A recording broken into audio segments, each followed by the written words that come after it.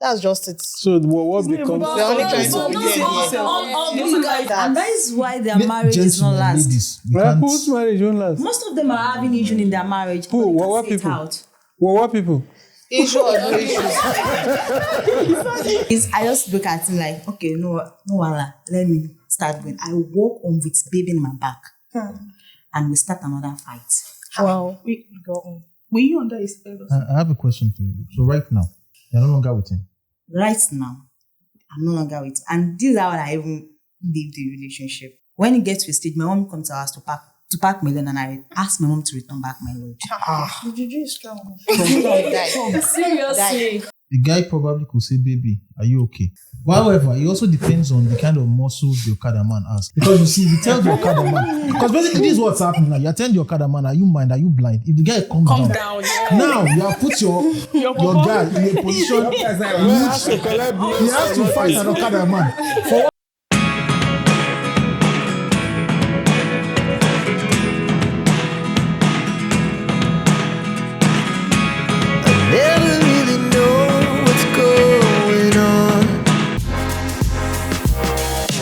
welcome to the hottest podcast in the land. My name is Odufuwa. I'm your host. You're welcome to Darkpore Show. It's a show where we're helping young people start new careers, new relationships, and new families. Today we'll be talking about moving forward from love disappointments into productive relationships. As is usually the case, we have 4 acts in the show. The first act is the background, we review an article. The second act, we take a case study from someone in the studio, or 2 or 3 people. We do question and answers, and then we put forward the requests. Right, so by way of introductions, let's just quickly introduce yourselves, 20-30 seconds, who you are, your name, what you do, and your social media handles, how people can reach you. Okay, I'm Coinsola. I'm a student. You can find me on Instagram at Coinstorms. I'm Oshodikola Juno. I'm into IT engineering, and I also instruct academic instruct. Okay, my name is Abisola Komolafe. And I'm an educator, presently doing my MS in University of Lagos. My name is Chisom. I'm a student. You can find me on Instagram at Chisom. My name is Ade Jumoke. I'm a student of Darkpore Mass Communication. Okay, my name is Brain KG Olaito. So I'm a student of University of Lagos Accounting. Hi, my name is Ellen. I'm an educator, and you can find me on Instagram at Ellen Pen. My name is Omotola Titilayo, and I'm a student, and you won't find me anywhere.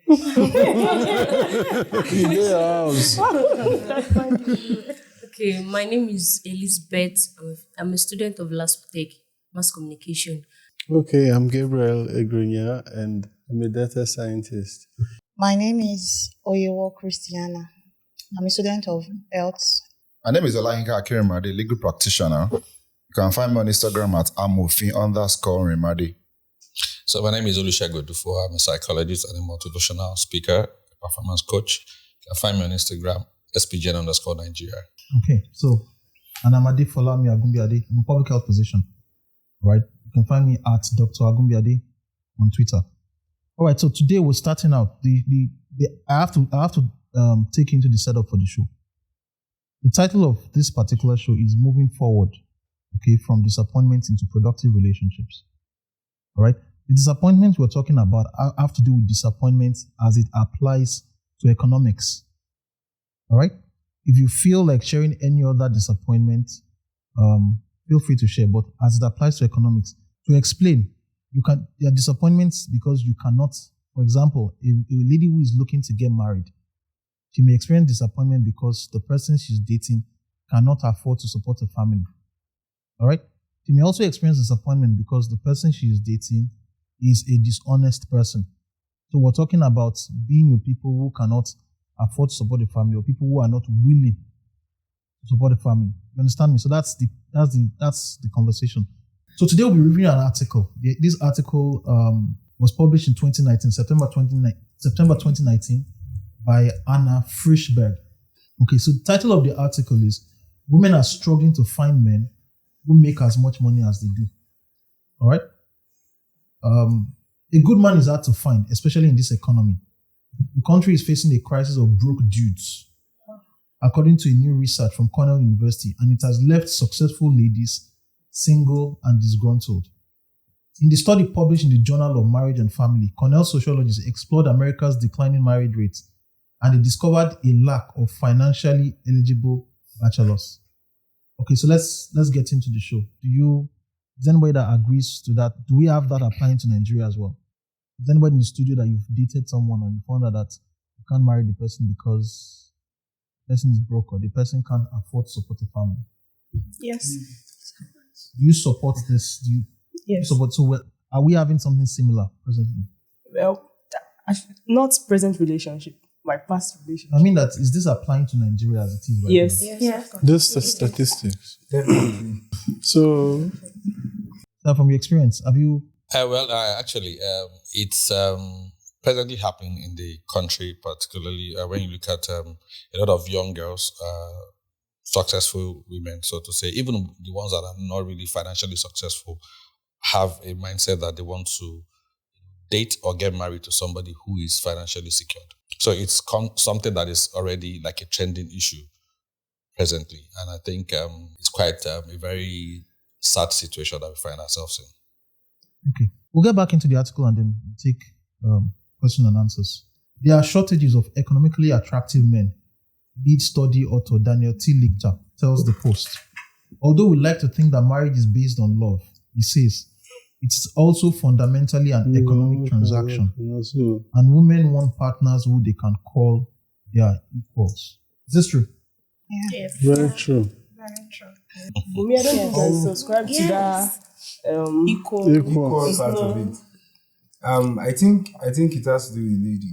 There are so many ladies that they are looking for a partner that they can actually control.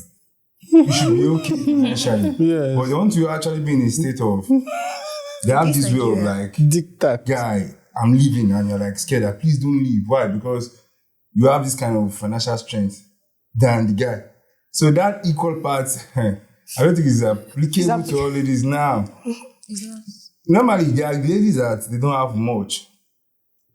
A lot of ladies which don't have this financial strength, they look for a partner that can actually fit that position. Yes. But I'm telling you, a lady that is strong financially, majorly with what we see now, she's always looking for a guy, not that financially weak, but as not as strong as and she can actually bank on that to actually do some operation. Everybody seems to agree with you. I think I have an objection to that. Because the reason why we have ladies that are financially okay looking for a guy that it's not a guy that is actually not as financially okay as they are is because so many times we see ladies that are rich, they have the money, and they go for broke guys. They end up getting duped. Yes, that is why we see most ladies will be like, if the guy does not have money, then I should be able to control him. Because if he's in control, there's like a 90% chances that the guy is just going to take all our money and jump out. From the strength of what you just said now, you're already correlating what you said. Mm-hmm. Somebody who's looking for a broke guy, you're trying to look at the level of control you can have over that person. That guy. So definitely, it's in tandem with what you just said. What I'm trying to say is, most lady that does that is majorly like because of the experience they've had with guys. Let's clarify right now. Are you saying that most ladies that what you're saying is your opinion is that women will find men that they out-earn? I said most. Most women that find men that they out-earn. You're saying that they're looking for those kind of men because they've been disappointed. Yes. We have, so like, I've heard of stories, I've seen women that are actually very rich and they go into relationship, they are devoted, they give their money to the man and so respectful. But at the end of the day, they see that those guys use their money against them. Like, even when they are wrong, they'll be like, oh, you are doing this because you are richer than I am. Yeah. Like, there's this guy's mentality about, like, I'm not saying all guys, but mentality about ladies that are rich. Like, we just have it that ladies that are rich are proud. So if she does any little thing, you see the guy just back and say, oh, you are doing this because you are richer than I am. And before you know it, the guy is just like, oh, she's too proud. I don't want this. So because of that, ladies and their mental health, what they've experienced over the years, they're just like, okay, if this is actually what people think I am, then let me actually look for a guy that I can actually control. So therefore, I think exactly. Well, I agree to an extent that because it's what is happening, it's very practical, and you see young lot of ladies because yes, an average lady also wants dominance. An average lady wants dominance, whether she's rich or she's not rich, she wants dominance. That's how women are wired. They want to dominate. So it depends on the guy she's dating, whether the guy gives her the all in all to allow her. Dominate and all that. But the financial strength now gives them that upper edge, when they now have to try to dominate a relationship. Now, ordinarily, even when they don't date a guy that is as rich as them, whether he's richer, even if they are equals, she still tries to let her voice be heard, because with the financial strength, she believes that I have money, I'm independent. Yes, you're also rich, but if you tell me to leave today, I can take care of myself. So she wants her voice to be heard, because that's one problem a woman has.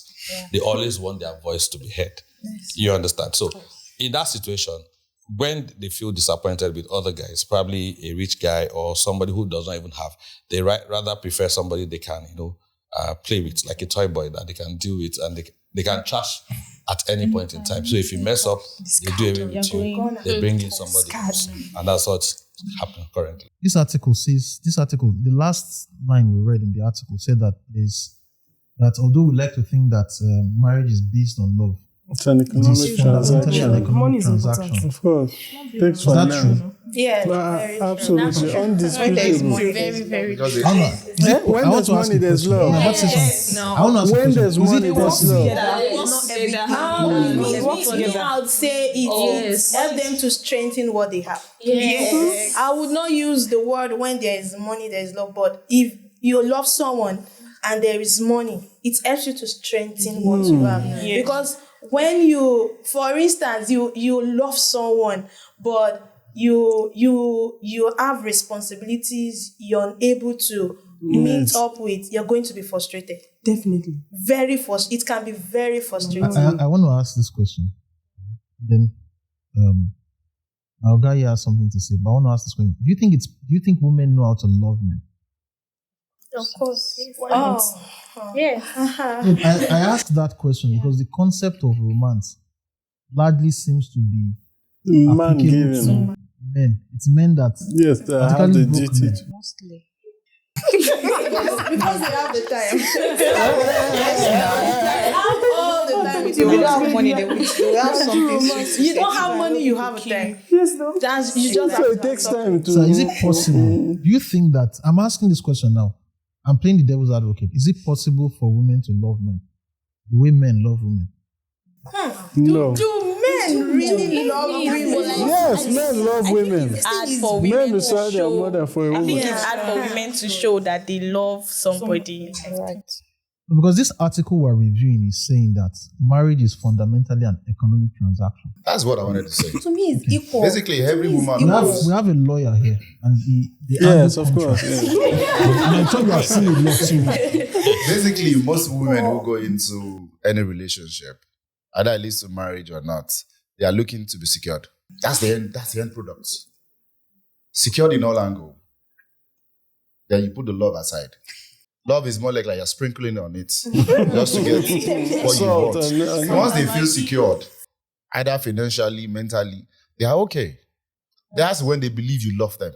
What you are just saying now has broken the illusion. Has just soured the whole case. When they believe, the issue there is, I was speaking to a guy recently and he told me there's no true love, like there's no love again and stuff. I was trying to tell him that, young man, it depends on where you are, who you are meeting, and who you are talking to part time. There is love. Yes. No. What is love? I'm kind of this person that has an opinion of, because it's not happening to you, doesn't mean it's not happening to people. There are people till now that still love their partner genuinely. Yeah, but you've listened to the women in the studio now. All of them have told you. They've told you that their decision for in the world. No, but there is sample of the women in the world. At least there is sample of the women. Yeah, but you cannot discount. If you have lots of women, you can't discount. They are telling you that this is how it works. They are practical when it comes to. Is that not what you are saying? Yeah. Bro, so they are practical. They are telling that the concept of love does not exist. That they can love anybody as long as some factors are checked. Let me ask that question to you. Can you love anybody as long as the person can provide? Yes. No. For women, yes. Yes, for men, no. No. Reason why is yes.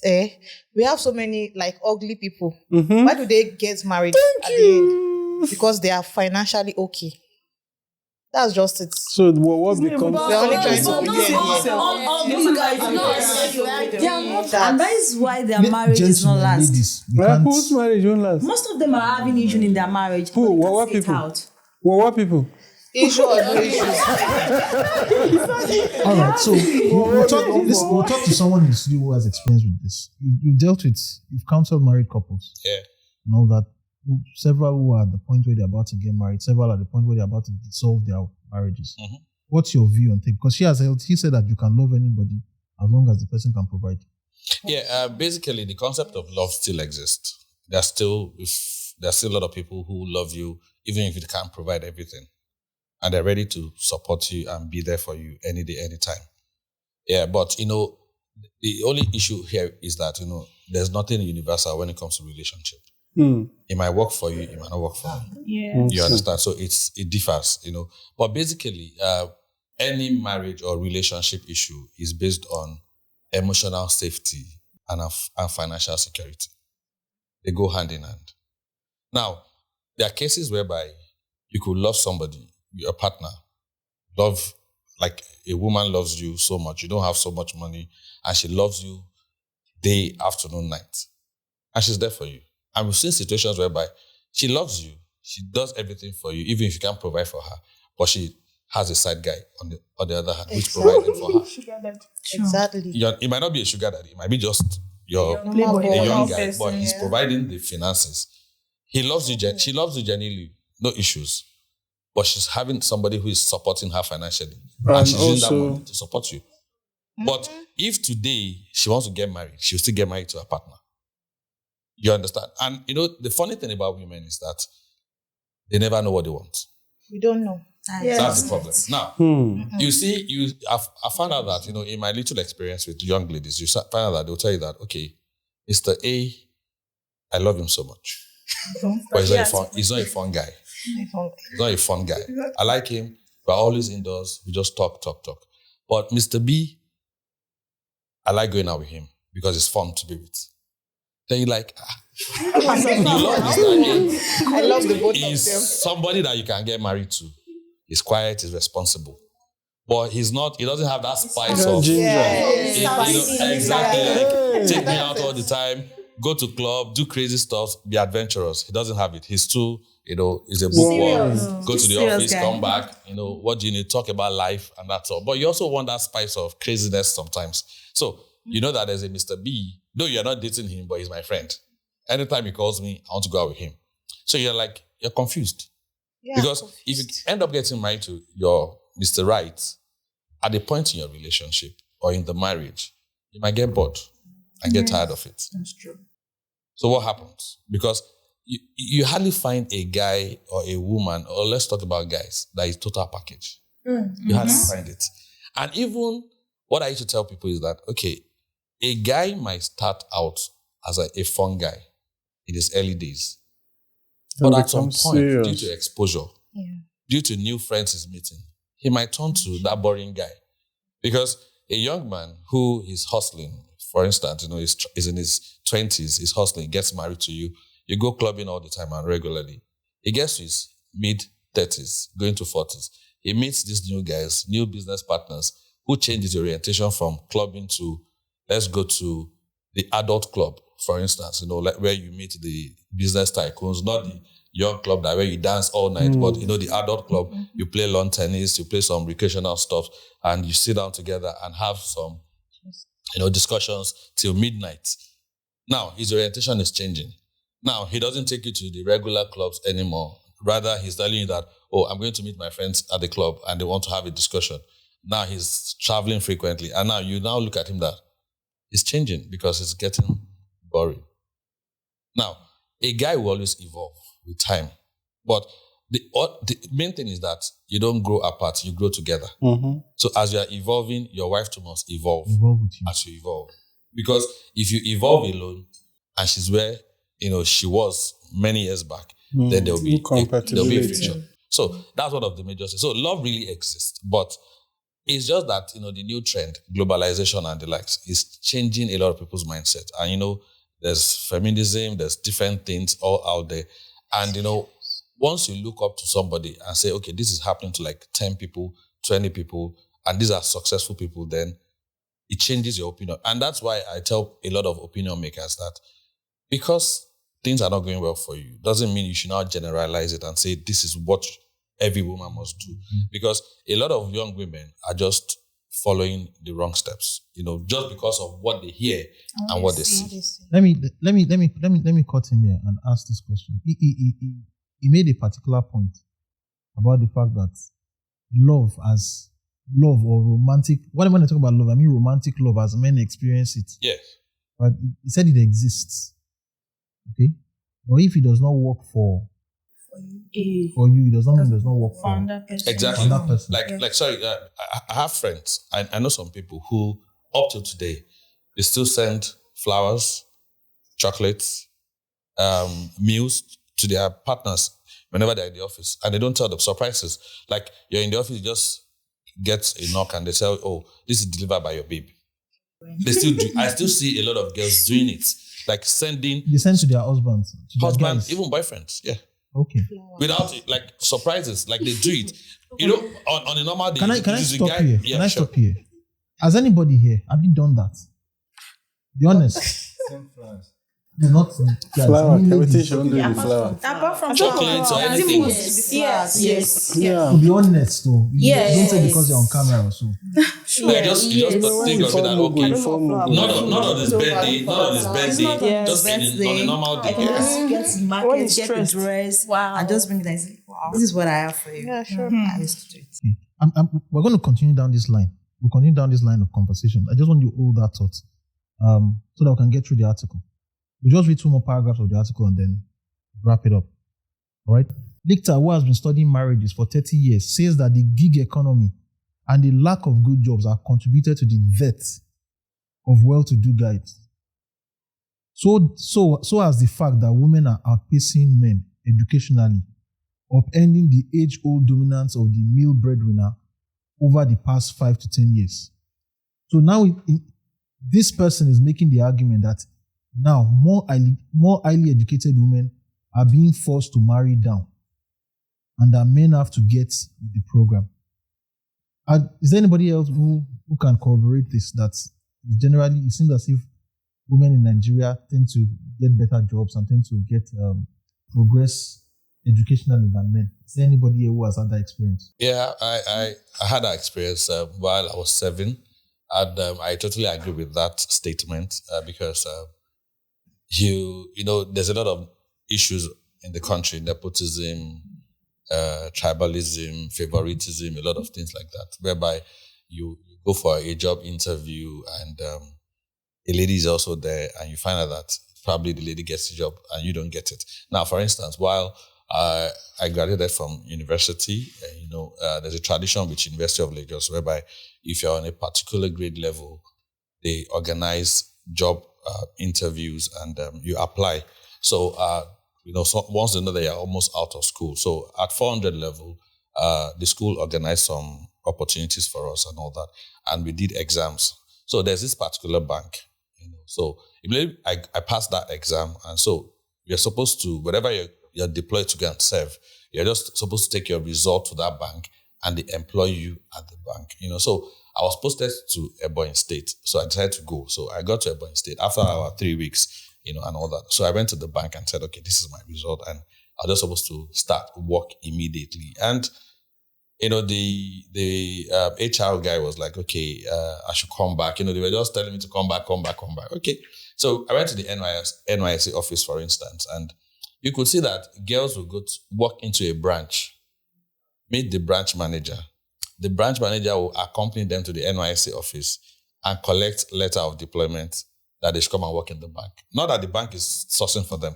They will walk into the bank and see the branch manager and they will give them a job. So I went to the NYSC coordinator and told him that, see, I passed my exams already. All you need to do is give me a letter to this particular bank and let me start work. And the man didn't answer me. He kept on saying, no, he can't do that. And you stand there, one girl, second girl, third girl. And I'm like, sir, I've been here for hours. Like, just give me this letter. So that's okay. Let me see your result. And that's what I said, what do you want to do in the bank? You're a scholar now. You have to be in the school to teach. I said, when I wrote exam and I passed exam, these ones didn't write exam. You are telling me I'm a scholar. I should be in school. While young girls are making money in the bank. At the end of the day, I ended up going to school. I was posted to Ebonyi State University with a paltry sum. And I was like, God, how do you compete with these other people? You can't. You understand? NYC, are you supposed to network, make new friends and all that? But you can't even afford what the girls are affording because they're any more. And we are both coppers. And I was like, it was quite, it was like, I was broken down at that point. But I just had to pick myself up like, okay, well, that's all life be. What can we do? So that experience was very bad for me because I felt very, like I was really sad about it. Like if somebody goes through the same process, you do well in school, you pass exams and all that, and still you can't get a job.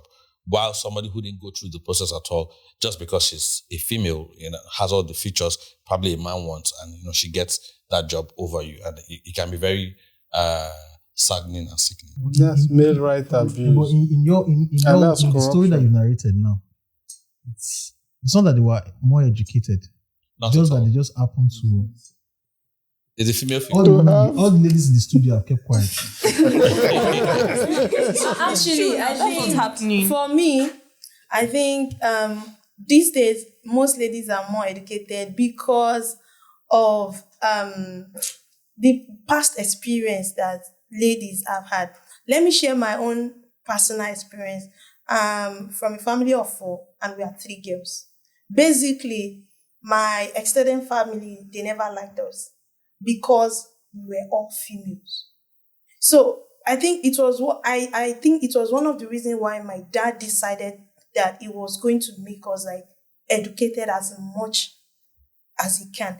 So that, at the end of the day, looking back now, we discover that even those that were the boys, men, like nobody actually has a much more education than we do. So based on the life women used to have in the past, you say women, their only responsibility is just to be in the kitchen. So women now want to show that what a man can do, a woman can do better. So women want to attain that height that seems impossible. Like women have been looked down on in the past. So they want to show that really women actually amount to something in the society. And irrespective of the position, now we have countries whereby a woman is the president. And before, when you mention women, they will be like, no, women care. But these days, we are seeing that even we have women that are even more productive than men. All right, so I can see from the way you have spoken that you are a bit of a female rights activist. I think I would like to add to that. I totally agree with that submission. And ordinarily, the female makeup, a woman makeup, ordinarily, they're quite more intelligent than a male, statistically, if you look at their biological makeup, which I agree. But, I'm sure that if there's a statistics or if there's a research done today in Nigeria today, you realize that trend is changing a little bit. Now, I'll say this because in the past, it used to be that, okay, the female child wants to really attain educational heights, like get to the top. while the male guy, the male counterpart is more or less like, okay, because of the economics around, like, that, okay, the mindset is that if I don't have money, I can't really, be responsible. I can't really, achieve my dreams, So a male child is more or less like, I want to make money. They're not really about school. Yeah. Yes, okay, I do the basics. I'm a graduate. The next thing is business. I want to make money. People from the southeastern part they're not even interested in the school part. It's more or less like, I want to just make money. Yes, we agree. But if you do a current analysis of what is going on presently in the country right now, you realize that girls in the mid-20s don't even want to do anything now again. Now they want to be so dependent on their guy. Baby girl. So you realize that, I'm sure if they do a research between 2020 to like 2025, you realize that there's a decline in the educational potential of ladies. Now, a girl in her mid-20s just wants to have a rich boyfriend. If possible, move to his house, stay in his house, and just keep enjoying the soft life. I'm telling you, it's a new trend. And as I said, I'm sure if they do a research now, girls between 20 to like 28, you realize that, they are young, they're supposed to have that potential of, okay, yes, you're done with school, I want to do business, I want to do stuff. You realize that you see girls that are dating a rich boyfriend, and she's idle, and you ask, tell your boyfriend that, okay, even if he's weak, start selling, start doing something. They tell you that. Baby girl, wake up in the morning, order, go out. I can't stress myself. Exactly. Go to Dubai. I think you're part of them. Go to Dubai for like a month. Go to Dubai for 3 months. Sleep in the hotel and enjoy. And you're like, okay, when you went to Dubai for 3 months, you can still enjoy yourself and still do business. But nothing. They're not doing anything. All they want to do is just enjoy and enjoy. And so, if you do a research between between age of 20 to 28, you realize that the educational capacity and even the potential they're supposed to have ordinarily is dying gradually. All right. So that takes us into the second act, right? Because now we have this setup. Okay, the setup in which ladies are. You've just told us that you have a lot of ladies who are more educated than in the past. And then also now, they also want a man who will give them a soft life. Have I summarized it? Yes. You are more educated than your grandmothers. Right? But now you are also looking for a man that will give you the soft life. Does that summarize the conversation? Yes. Now you understand how this is a setup for disappointment. You understand? Yes. Okay, so against that backdrop right now, I'm going to ask a couple of questions. And these we're going to go into case studies. What may a case study mean? That we want you to be as honest as possible. All right? People, the unexamined life is not worth living. People tell all manner of lies on social media. I was watching a particular video of a particular social media influencer, and the guy said he does not cook with ordinary water. And I showed him cooking. Yeah. He said he was cooking with a bottle of Eva water. You get so, and people, there are some people who buy into that idea. Yeah. Right? So we're having a conversation now. The goal of this conversation we want to have now is to be as honest as possible. Right? If anybody has any stories you want to share, particularly if you have stories that you want to share, seeking counsel, seeking advice. And you can share the story in such a way that any other person who watches the video when it goes up, all right, will be able to learn from it. We want practical. We don't want a motivational speech. We don't want to hear, no, God does things, but we don't want to hear God did it. It's God. It's only God. Are you with me? All right, so armed with that, so I have a couple of questions. Because if women who are more educated are looking for men who can give them this soft life, then it means they're going to run into a couple of problems. Right? And some of the problems you would end up running into, I'll run through a list of problems, and you will let me know if you fall in any of the categories. The problems we listed here are problems based on conversations we've had with people who have come before. Right? Someone mentioned she had a problem handling self-sponsored dates. Because the kind of life she wanted to live, she couldn't find men who would give her that life. So she now has to take herself out on dates. And she felt it was depressing. Right? And that person, another lady mentioned that when men out earn you, right, particularly if you are more educated than them, right, when they out earn you, you tend to attract almost every kind of woman. And usually they don't say no to them. They have to deal with cheating. Another person mentioned that because they were so educated, they don't get toasters. People just assume that this person is not in my league. Leave them alone. The lady also, so we kept asking, said that on top of their challenges, I need to find the man who will supply my needs. I need to find the man who can pay for a family and also pay for luxuries. I need to find a man who will accept that my looks and beauty will fade and will still continue to spend money on me. I need to find a man who will accept stepchildren. I need to find a man who will accept my sexual past. Okay, there was a lady who spoke to also who had done quite a bit of wrongs and was now ready to settle and said that I need to find a man. She's extremely wealthy from her past life as a wrongs girl. And now she has a problem with how do I find a man who would accept my sexual past. Also have issues saying that I need to find a man who can foot bills without complaining. I need to find a man who gives and expects nothing in return.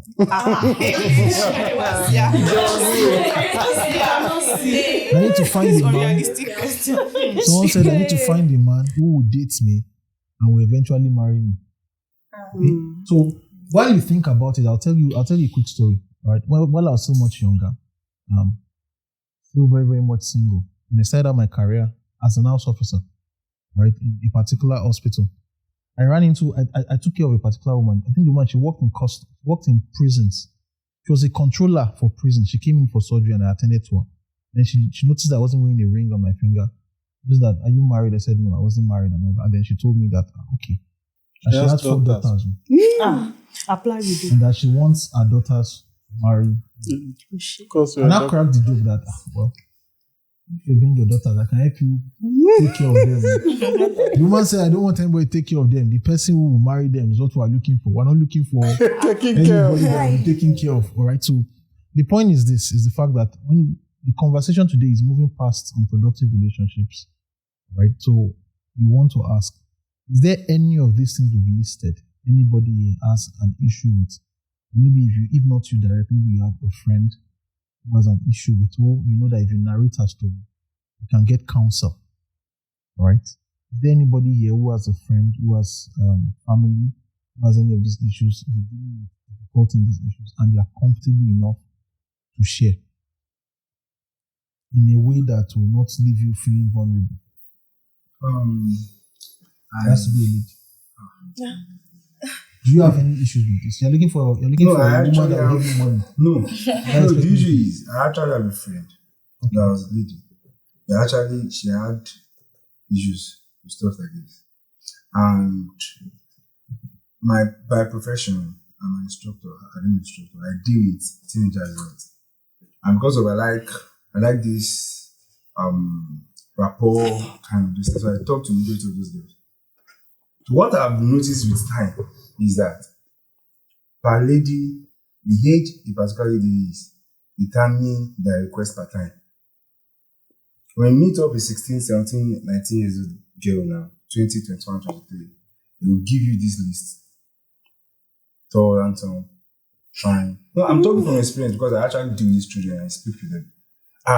If it's not this, you must have this, you must have this. I have a friend now, she's above 30. And I know we grew up together like 8, 9 years. I know what she used to look for before. I know what she's looking for.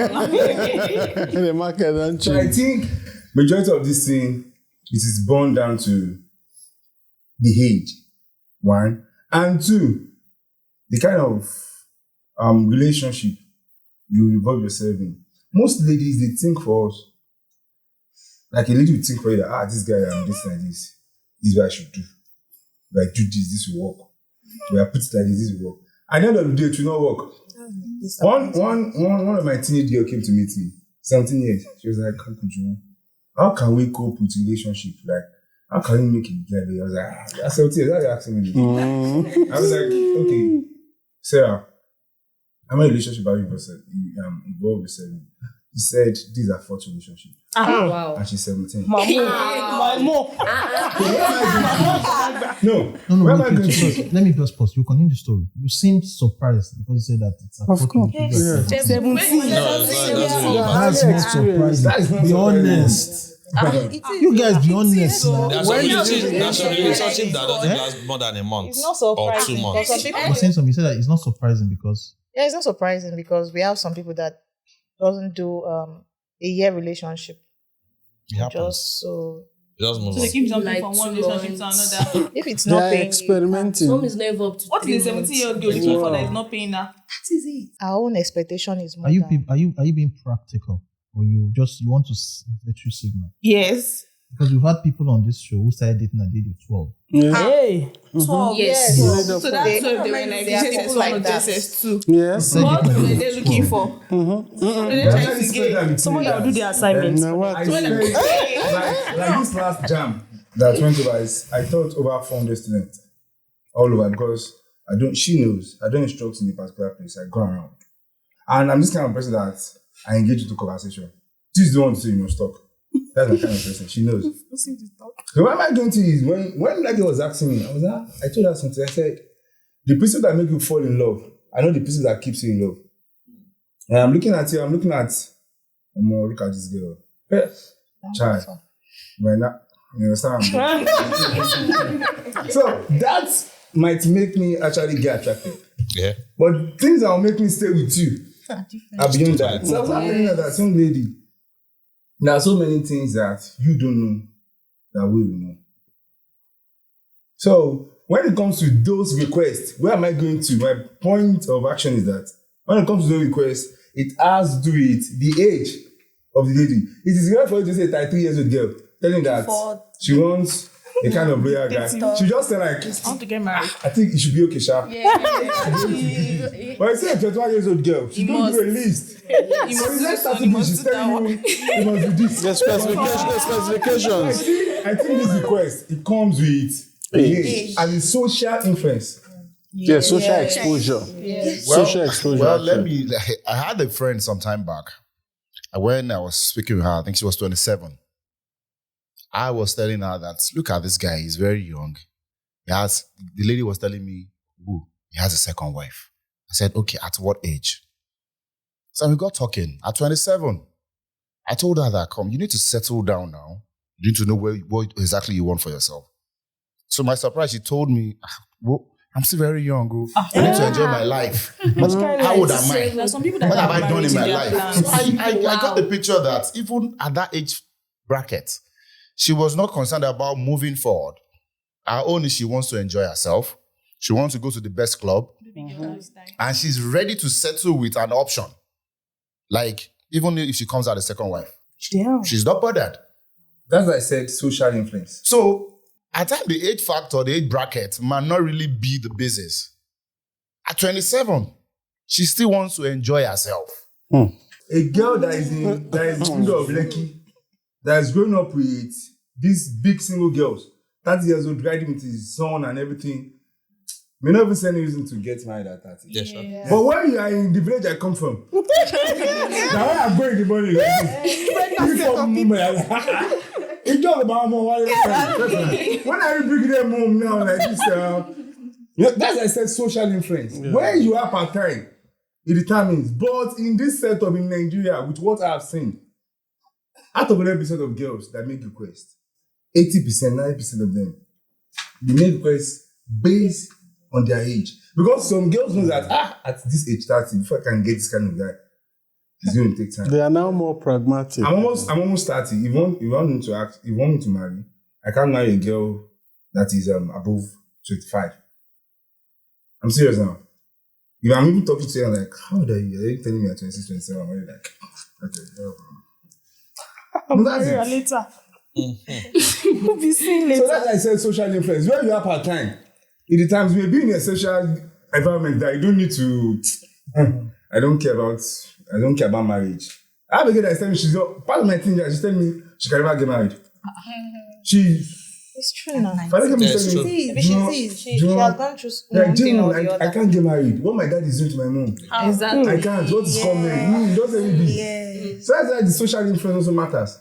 All right, so we'll take the conversation back to social influence. We'll talk about that. But at this point in this show, we don't want to pontificate. Yeah. We want to meet people where they are and want to have conversations that will be useful. Okay?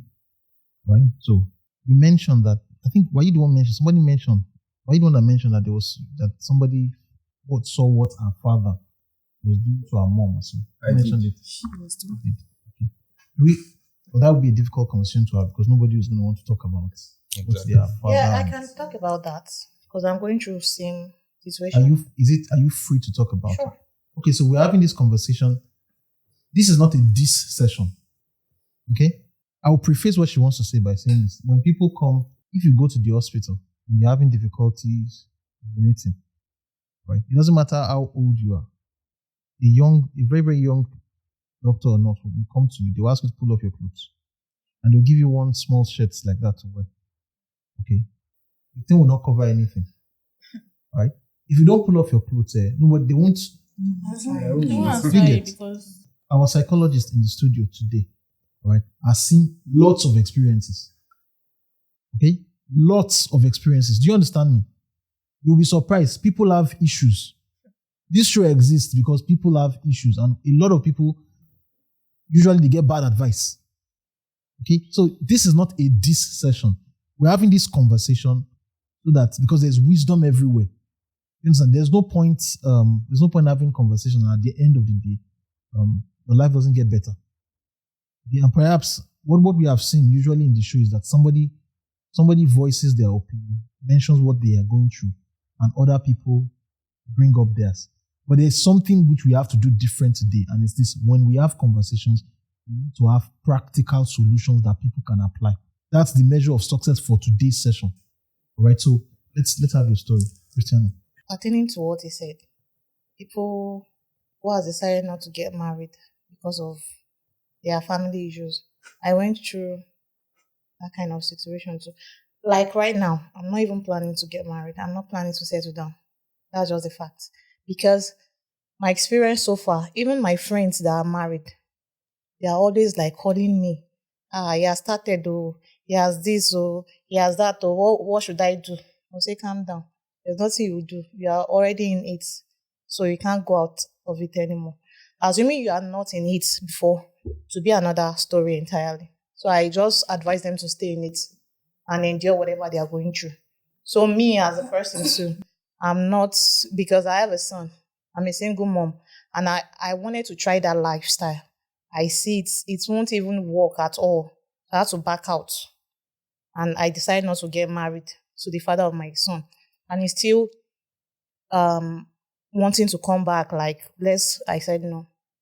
Because even, it's like a trauma to me. What my mom went through with my dad and all. I can't even sit down and start experiencing that kind of thing again. That's just it. You haven't gone into details. That's what you've said. Do you have any questions for her? Perhaps do you have any questions for her? Yeah, I'd like to ask Christina if when you say, I respect your opinion, but you can't you need to give us a bit of detail, even not so deep.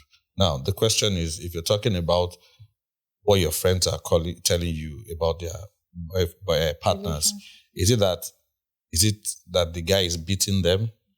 Is it that he's not providing for them? Is it that he's cheating too much? What exactly are they complaining about? Like each one of them. That's one part. Then when you talk about your dad and your mom, with due respect, is it the same pattern? Is it that they argue too much verbally, or is there a physical assault? Or what exactly is the major problem? You might not go deeper more than that, but let us just have a pointer and say that this is what you hear most of the time. It's basically physical assault. Okay. Yeah. You still tell them to stay? No, my friends are like, some will complain about financial issue, some will complain about assault. Okay. Now you enter them now. So no one force the assault part. I've once advised one of my friends to leave that kind of relationship. She has 2 kids for the guy. So I said, leave this kind of relationship. It won't work. But she's like, okay, there's nothing anyone would tell me again. I'm going out of this relationship. Next thing I saw, she's pregnant again for the same guy. So why are you advising to tell somebody to leave their relationship? There's no logic. This is no. When it comes to physical assault, yes, in as much as we go against physical assault, in some relationships, there are different degrees to physical assault. That, it gets to a particular level that you're like, the next thing is going to be death. You understand? There are some physical assaults that, okay, they go into arguments, maybe he hit her and maybe the guy leaves the house or something, sometimes it usually starts small, then it aggravates. But it depends on the temperament of the guy. There are some guys that once they start the physical assault, in that moment, if they don't beat her to stupor, they will never stop. Yes. There are some that maybe in the course of the argument, the physical assault actually is a hit to escape from that verbal argument. Sometimes you're arguing, the lady locks the door, you're not going anywhere, this, and the guy is just looking for, what can I do? He just probably hits her. And by the time she's trying to recover from that hit, he has gone out. You understand? At that level, you know that it can still be managed to an extent. You understand? But if it's a physical assault of, I'll kill you today, then that one is another degree. So that's what I'm saying, that for some ladies, even when you say I'll kill you today, so that is another, it's all about enlightenment, but this guy, this person I'm saying particularly, the guy who beats her from their house to another street. She will start running. He will use belts. No, that's witchcraft. And she's still there. Yes, because of she's still there to date. No, I think He's not even rich. Okay, the guy is not even. I don't know, because me, I said, "Why are you still here?" He said, "Maybe after I give him another child." I know he's not children. I said, that's what they do. That's the seductive power of the. He said, "That's what people It's told not her. it gets to the point of death. That's when she will leave. That's what people advised her." And I'm like, "Why would you even listen to?" And she's this believer. She said, "My mom said." We went to one pastor. If I didn't marry this guy, I won't get another opportunity to marry anyone again. I said, well, you can't really blame her. It's just like he was talking about social influence. Sometimes our background matters. People around us also matters. And we have this cultural perspective and the religious perspective to life, particularly in this part of the world. So for her, she might feel that, like her explanation, there's a spiritual undertone to her stay in the marriage. See, we should be grateful that there's exposure for us. For some people, they don't have that exposure. It's what they tell her to do. I have a situation I'm managing presently whereby the guy cheats regularly. He's rich, he's okay, but he cheats regularly. Now, the girl, or the wife, so to say, her major issue is the cheating part. She loves the guy, but the guy cannot do without cheating. Now, so the girl went to a pastor, and the pastor said, okay, she will pray about it and ensure that the guy doesn't find any other woman attractive, but he won't have money again. Or we try and manage and be praying that one day you change. The girl said, that money part is important.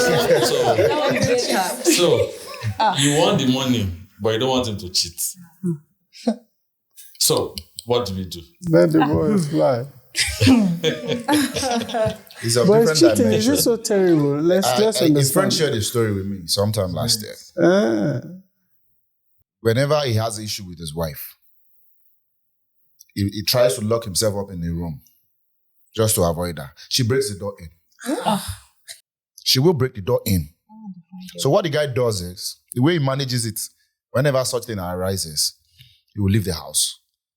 He will block her on all social media platforms where she could communicate, and on mobile line. He will be in the hotel for days until she tries to get through to him through other means. That's when he will come back home. And he feels okay with it. He has been managing it for over 10 years. Wow. Don't find him drunk. So he already knows how to deal with it.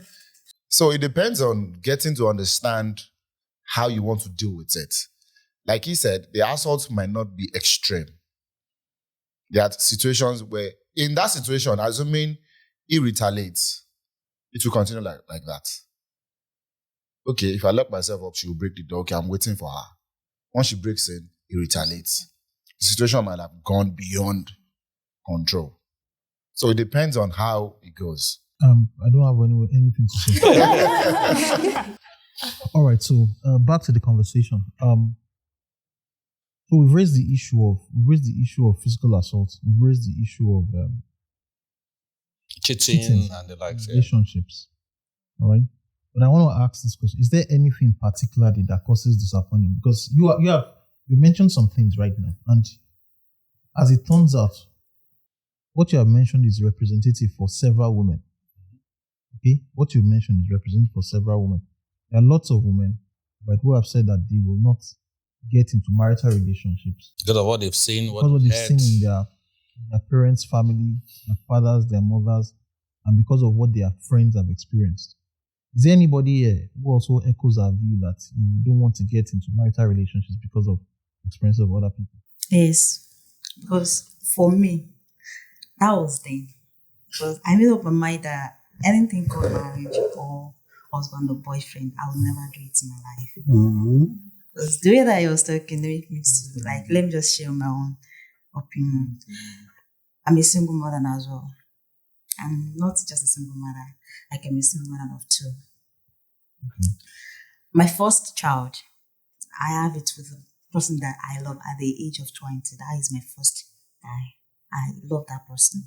But when the guy father died, my parents said that I should not marry the father because he's a Muslim, and them just partially hate their family because they are those Muslims that used to do ritual stuff.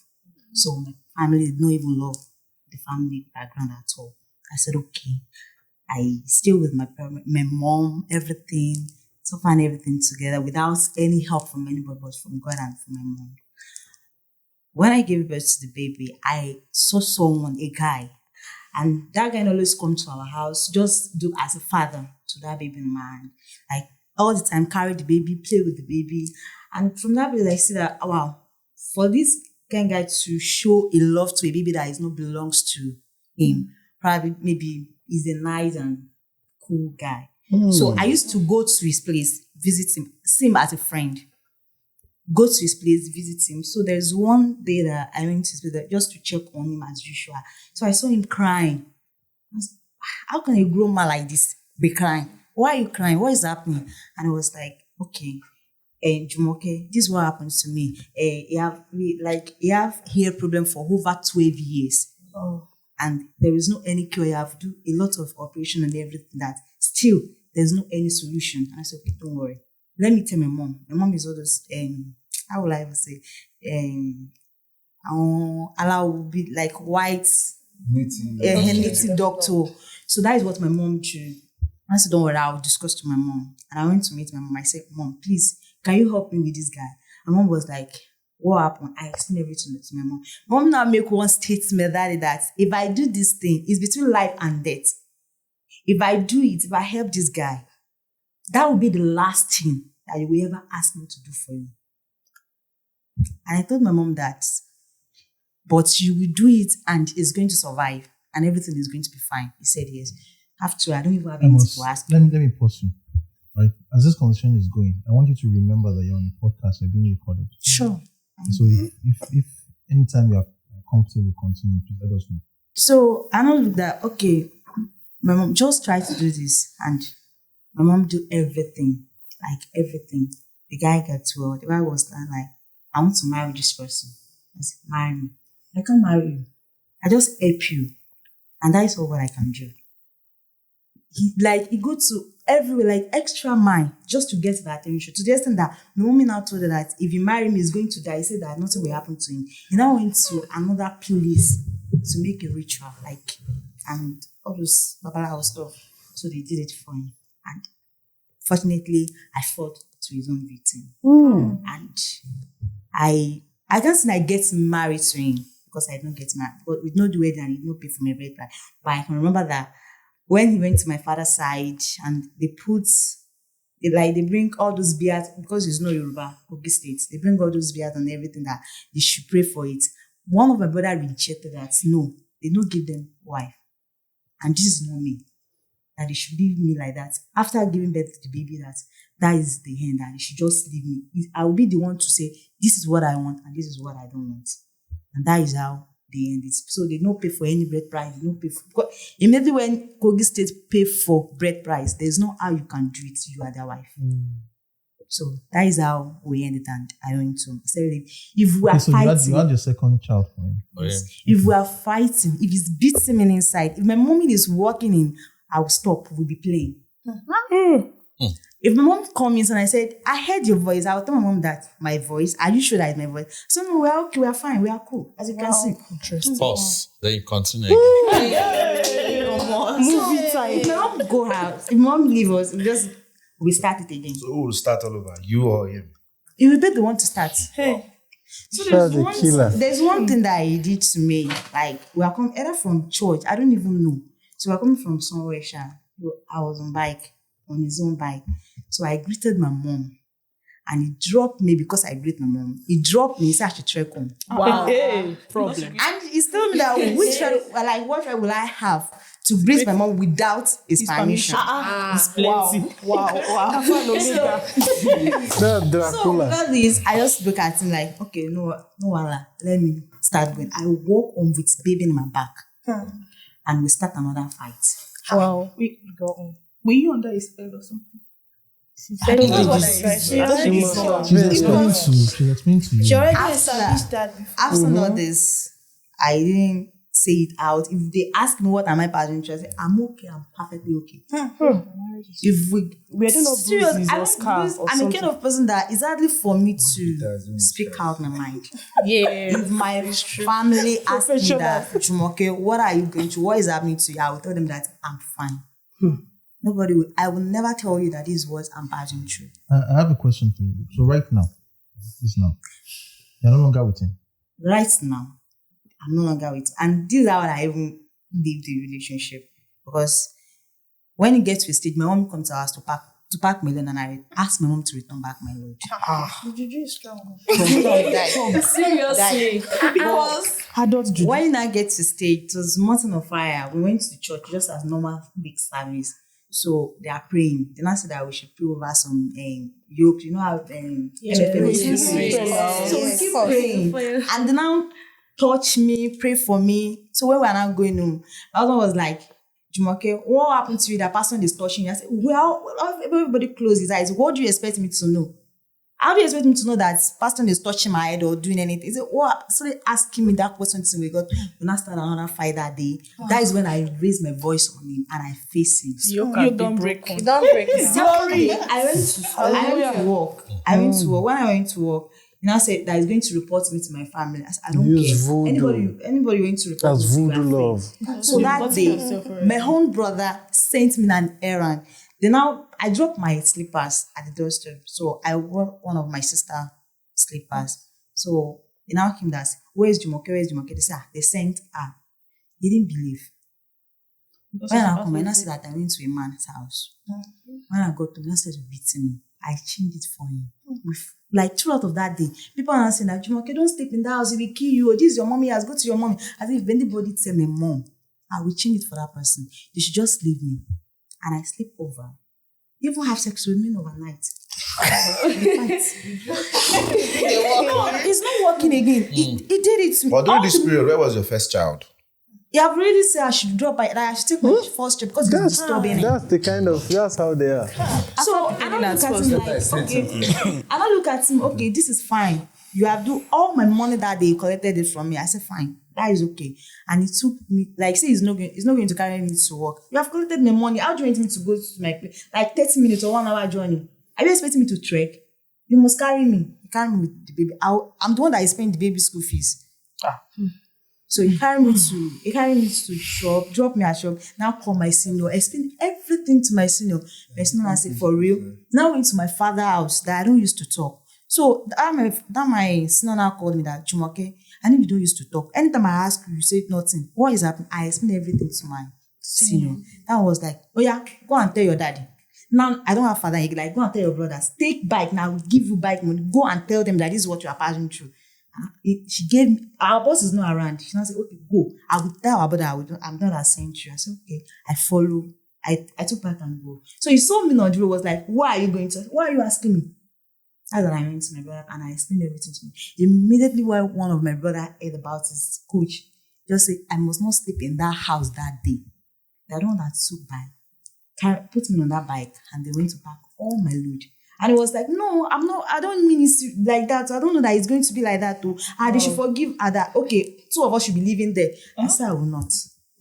Even my brother, I was saying that they will still say to that, I will still be going at the back to meet him. I said, if I go there, like if I mistakenly go to that house, that will be the end of my life. Until now, even when they even called me that he died, my brother was trying to guide me that maybe they should not tell me. I said, who cares? I don't know whether he's existing. Even when he's alive, I don't know. So they should just forget about it.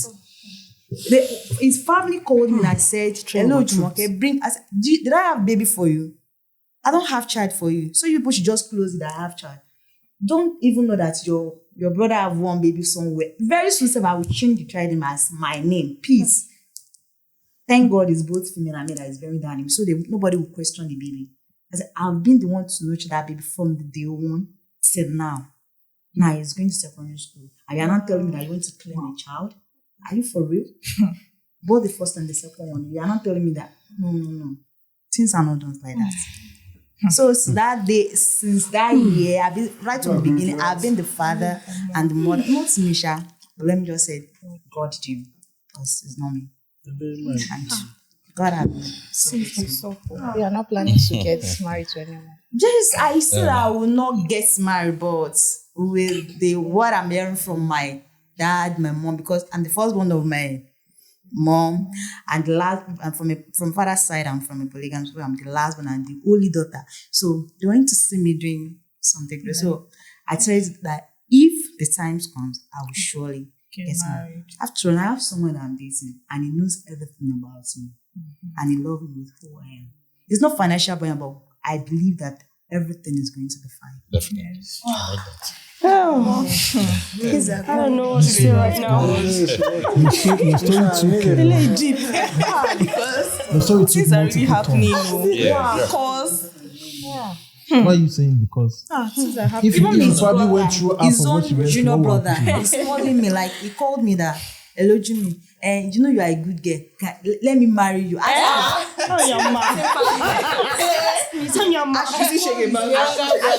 my parents whether it's possible. And I said, I don't need to ask my parents. I said, your brother is a good person to me. Yeah, you can marry. I think it's very sweet. I love you people very. To me, I love anybody around me. I said, but your brother is not even a good person. Even my sister, if my sister heard anything about them, my mom started liking that child. Not quiet. That's I said. The principle that makes you fall in love. I know the same thing that keeps you. A girl, we are so good. We have so many faces. If I want to get her, I just told her this is what this girl wants. And I do everything and I get her. So immediately I get her, I can then begin to, show your real character. So that's why I said the principle that makes us fall in love. I know the principle that will keep us in love. And because somebody wants something from you most times, does not mean they will continue that way when they get these things. I think as a follow-up to what you said, I think from her story, you can see that there's a bit of sympathetic love at the beginning. But you see, if you take it deep down, you look at it that the guy fell in love with her, needed something. She fell in love with the guy because he felt that he was there. The father figure, he was compassionate and all that. But from our story also, a critical analysis will let you know that probably the guy had also a spiritual undertone to say that for you to also survive, this girl must also be in this house. Yes. So he needed to, the thing was that it's not as if, from my own perspective, it's not as if the guy is a bad guy entirely, but his approach was just different. If he had shown love and everything, she would still stay.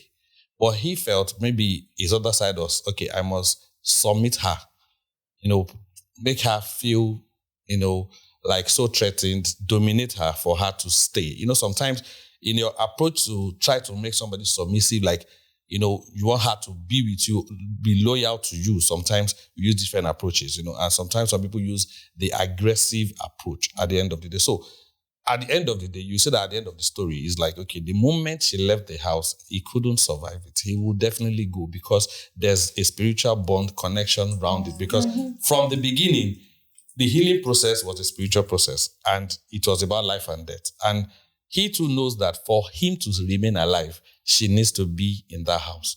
The moment she leaves, he's gone. And that's why he had to do what he had to do to make sure that she stayed in that house. You understand? So circumstances sometimes may change you at the end of the day. Just like you said, what makes you fall in love might not be necessarily the principle that will still keep you in that relationship. Unfortunately, she's a victim. It's a sad one, but I'm happy that at least she has found love again. And I would want to say that I think it's also important that you have a way in which you guys decide how you handle issues.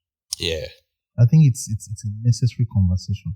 But even with the person you are with presently, two things. I would just say two things, and then we'll get on with the show.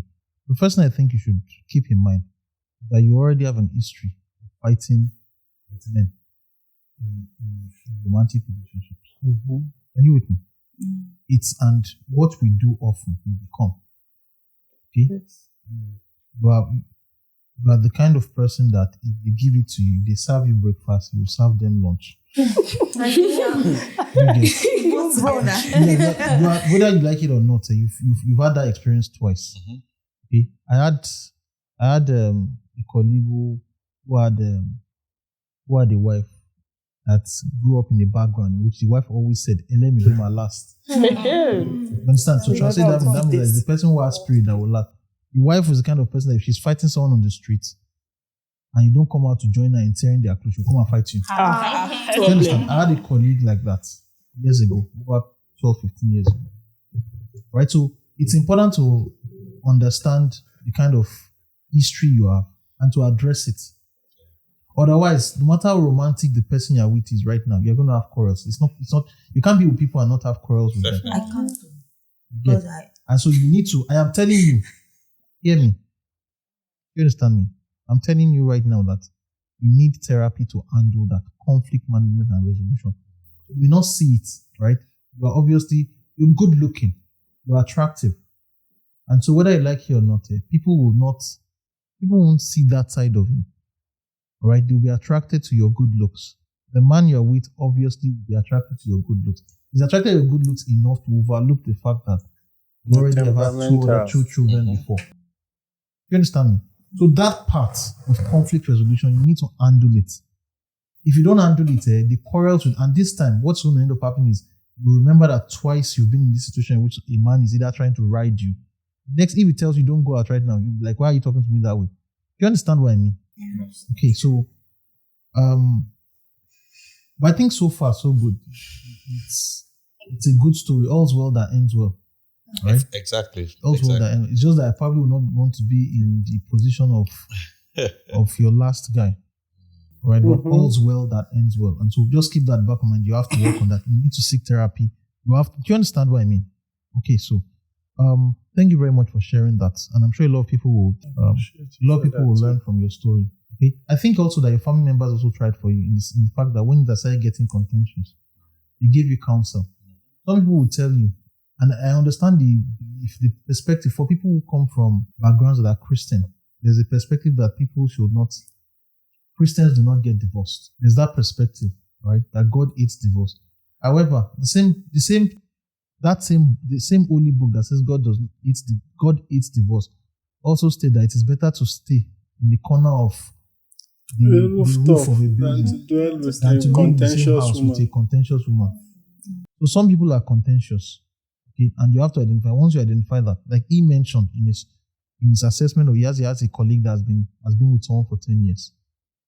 Okay, and he mentioned that once the man realized that the man packs out of the house and stays away for some time and comes back, it's also important for us to also tell ourselves the truth about ourselves. We also have problems. I said something at the beginning of this podcast. This is not a motivational show. Do you understand me? Okay, this is not motivational, right? And anybody who's going to watch this, you don't have control over other people. The only person you have control over is yourself. And I think you also need to sit down, find time to sit down with a specialist, a psychologist, so that you can analyze what are those things that trigger you. Because you may be surprised that, for example, there was a couple in which the husband was always got angry when the wife would say, "I've heard you." Wondering how can a statement as simple as "I've heard you" be causing argument? You know why it was causing argument? Because the husband grew up in a house in which when they tell you "Mutigbo," it means it's an insult. Of course. And you do not tell the lord of the house or the head of the family, "Mutigbo." Mutigbo like you must tell me, "I will do as you have said." My lord. So when his wife will tell him, "I've heard," like I've heard like how can you be telling me a whole me that you must do what I say? Do you get? So you have to have those comments, because if you have those triggers, and each time if you go over the arguments you have, you can figure out the things that cause some of those fights. For some people, it's eating. We had somebody who was having a conversation and said he and his wife were always having argument when they were eating together. Because the wife would serve rice and she would put 4 pieces of meat on it. And in the middle of in his own family growing up, they had the understanding that you wait until the end of the meal. And the wife is like, you can eat the meat in the middle of at the beginning. So they are eating the rice, the wife takes 1 meat. In his mind is calculating the streak. Those things you don't say it out. Then the wife took another meat. Right? And then the wife wants to take third one. Guy like, Ogbeni, what's wrong with you? And the wife ate the third one, and then the fight started. Yeah. And they started calling family members who said, what started the fight? Yeah. Do you understand? So it's important to note the triggers. Okay? So that we don't cast everybody. Everybody in your history cannot be evil people. Yes. Right? We also have our own I think the question we should ask ourselves is, if we are living with ourselves in the same house, what do you tolerate the behavior that you are letting out to other people? Yeah. Okay, so that's that. But it's a good story, and I don't think that should get in the way of you seeking a marital partner, because the journey of life is far. Beauty will fade. Yeah. Whether I like you or not, you will need the support of family and a husband or a spouse to make it through life journey to the end. So thank you very much for that. Does anybody else have any issues that is similar to this? This was not what we planned to talk about, although our conversation had to do with a bit of disappointment. The conversation we had was people who have been disappointed during the course of romantic relationships. Well, you experienced a bit of disappointment anyway, but is there anybody else that has any story to share that we can dive into? You don't want us to make you famous. So can I say something? Okay. My past experience. Is your past as terrible as our own? No, the one I said before. My story, the one I said before. I mean that, is it as terrible? When I mean terrible, I'm not saying your experience is terrible, but when you were telling your experience, everybody was saying, everybody was like you're watching a movie. As in, no deep. I haven't saw you too, so you were like, No deep. The story involved everything from spiritual to romance to money to even down to death. I think it was down to sex. You should write a book on just a that. book about it. History. Yeah. What I'm about to say is something affecting me now. Okay. Okay, great. So because of that, people I date that I've dated, like whenever they want to raise their voice at me, I would like, stop it. I'm not your baby, all those kind of things. I don't like insults. When I'm dating you, let's just act mature and stop insulting me or anything. So you trying to insult me, I see it as something bad. I can just walk out of the relationship. And some men will be like, you have pride. I don't know if that is pride or something I don't even want. Because I know from arguments, you arrive to assault. So that's just my belief. And I don't know what to do in such relationship anymore. If I should. That's why I don't date for a year. I've never dated for a year before. Because if we are getting used to each other and you are trying to are you mad? We are having conversation and you're like, are you stupid? I'll say, what happened? we are sorry and you are telling me if I'm mad or I'm stupid. Are you okay? I take it up. Okay. I hate insults. Can I say something? Can I ask you a question? Do you want to clarify? You know what? I won't ask any questions. I want you to clarify our situation. Okay. Yeah. Do not bullshit, Christiana. Sir? Do not bullshit us here. Yeah, no. You get this is not a situation where everybody is trying to pretend to be Not better. pretend. So I than want to other know people. if what I'm doing is wrong or Okay, Christiana, I'd just like to find out, like, okay, when you say insult, what do you define as insult, first of all? Because is it, are you mad? Or is it shouting at you that really turns you off? Or maybe you're having lunch together or dinner together, breakfast together, just like you was trying to do a narrative, like maybe you now take 2 meats, for instance. And say, are you mad? Is it that statement? Is it that word? Or is it the way he says it? Or is it just maybe when he yelled? Because we have to clarify it, just like what she was trying to, somebody was talking about whether he's joking or he's not joking, So we need to know actually which one exactly. So is it just once you hear, are you mad? Are you stupid? Just hearing it alone, whether it's a joke or not, it turns you off. and how will you insult someone without yelling? Ma? Is it possible you insult someone without yelling? Yes. I'm not saying. Yes, Not yes, in body language. There's some subtle. Haven't you been to Ibadan? Ibadan people don't say So that's what I'm saying. Is it Christiana, is it the yelling part? Yes. Is it the yelling part that Stop really? yelling at me. Like insulting me and yelling. Okay. Both. I think she's here to comprehend. Yeah. Okay. That's just the major issue. She's here to comprehend. Comprehend what? Like getting into the understanding of the words. Okay, this person can bring this one out. Yeah. Does it really mean it? That's why I said she's here to comprehend. Like she said, it might be on a subtle way. But make you like, come. What's wrong with you? Are you okay? So for her, she's here to comprehend the fact that then also is she saying it subtly or so she's not ready to even accept. Okay, Christiana, can I ask you just this? Can you just paint a scenario, a real scenario of where one of your exes has yelled at you? Just give us a storyline around it. Because did you do something before he yelled? Or what triggered? Or why did he yell? Just give us a scenario like, okay, I remember this happened on this particular day and he yelled at you. Like, for instance. Not for instance. Like, what happened? We were going out. Okay. And a bike wanted to eat me. Okay. So I had to dodge for the bike and tell the man, are you blind? He had to tell me, is it the one that is blind or you are the one blind? Are you stupid? Can't you see that he was coming to your direction? So why would you tell him he's stupid? Is he blind? And I said, you're supposed to even support me or side me, and you are like siding the bike man. I'm quick to temper. Okay, now see, let me explain. In that situation, if I was the guy, I can also query you for not doing the right thing. Observant. Now, because we have guys who their own principle is more or less like, don't look at other people, look at your own self. A bike is coming, you've seen the bike. You should know the right thing to do. You understand? Yes, I might come back to protect you and say, hope nothing happened. You understand? But at that first instance, I'm like, you're not a child now. Mm-hmm. You should know what to do. It might be the other way around. Okay, yes. Some other guys might be, my baby, sorry, and yell at the guy. We understand. But people are different because their background is different. Yes. Just like some people have different views.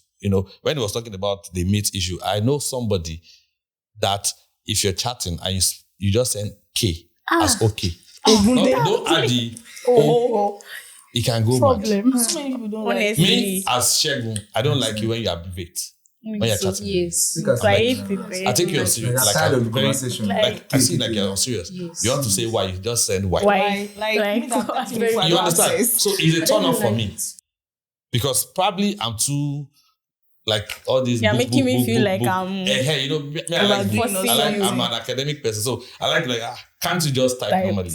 Because I have a belief that I've seen people who have been on an interview session whereby because they're so used to shorthand, You now make mistakes when you're going for an interview. So that's a story for another day. So for our own situation, a guy could do like that. But in that case, he yelled not because he was really, really angry at the situation. His yelling was more or less like a corrective measure that people will tell you that when you're driving on the road, know that other drivers are mad. You should be the one that should be careful. Yes. Not that you're driving, a kekemara wants to hit you and you're like, can't you see? You should be the one to even try to avoid that person because you assume that every other person is a madman. Yes. You get, that's how it works. So at that point, he might not, his yelling is not as if he's trying to undermine you or trying to insult you. It's more or less like a corrective yelling. But we can address the fact that maybe his approach was too aggressive or, was too harsh. But at that point in time, it wasn't as if he was trying to ridicule you or do anything. Sorry, who's not going to be harsh in that case? Yes, I agree. But, I'm saying that we can analyze it further and say, okay, maybe he was so harsh, he could have done it like this or like that. But at that point, you also know that deep down in you already said that you're also a temperamental person. Maybe you took it too serious. You can say baby. Oh.